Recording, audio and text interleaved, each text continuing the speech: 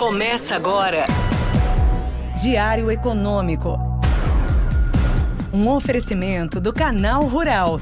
Uma análise das principais informações que impactam os mercados, A economia global e do Brasil. Apresentação Marco Caruso.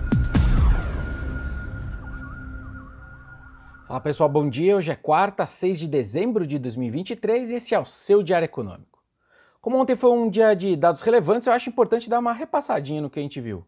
Eu achei a combinação dos dados em geral divulgados relativamente positiva para o apetite a risco. Mas boa parte dos ativos não quis se empolgar muito não. Nosso PIB, por exemplo, confirmou nosso crescimento de 2% contra o mesmo período do ano passado, mas conseguiu evitar aquela queda contra o segundo trimestre desse ano que a gente projetava. Ficou no campo positivo, né? Não muda muito a nossa visão geral para a atividade brasileira, mas como o índice do BC de atividade desse mesmo período sugeriu uma queda bem mais agressiva, acho que a leitura final foi de alívio. O próprio presidente Lula e o ministro Haddad foram explícitos nesse sentido.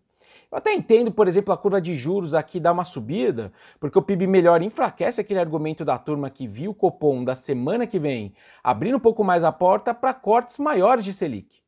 Inclusive, ontem o Roberto Campos Neto voltou a dizer que meio ponto percentual de redução por reunião ainda é adequado, que o cenário externo só deu uma melhorada marginal e que, na verdade, a inflação está convergindo para o que o BC já esperava. Só que pensando pelos riscos fiscais, por exemplo, aos olhos do PIB, e na postura do governo, o maior risco seria justamente uma economia fraca, despertar medidas mais populistas e menos fiscalistas, digamos. Mas no final, por exemplo, a nossa bolsa preferiu ficar num grande 0 a 0.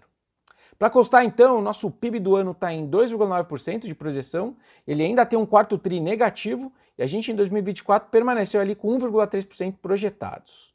A agropecuária nesse número e a indústria ficaram grosso modo em linha com as nossas estimativas, mas foi o setor de serviços quem surpreendeu positivamente na margem mais uma vez.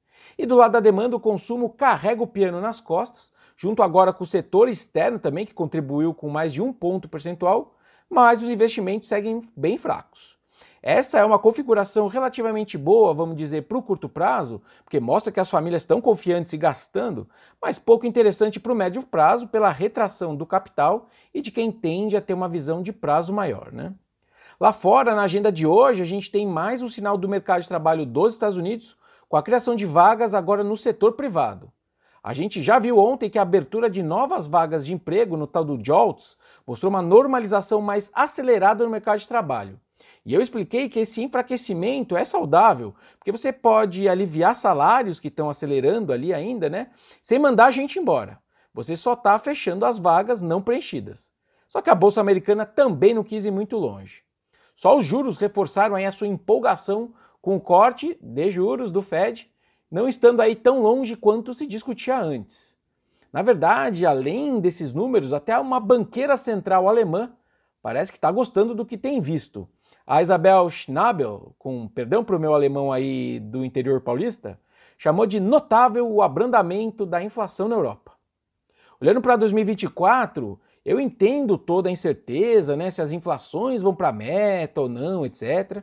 Mas a sensação que eu tenho é que toda a alta mais exagerada que eventualmente a gente tiver nos juros futuros vão ser, na verdade, uma bela oportunidade de se alocar nos pré-fixados. Isso no mundo inteiro. Mais tempo, menos tempo, essa transição que a gente está vivendo para um regime macro de menos inflação e menos PIB, que aliás eu tenho trazido aqui para vocês desde o Economês lá de agosto, vai se traduzir em um alívio monetário em várias partes do mundo, como a gente já está vendo aqui no Brasil, por exemplo.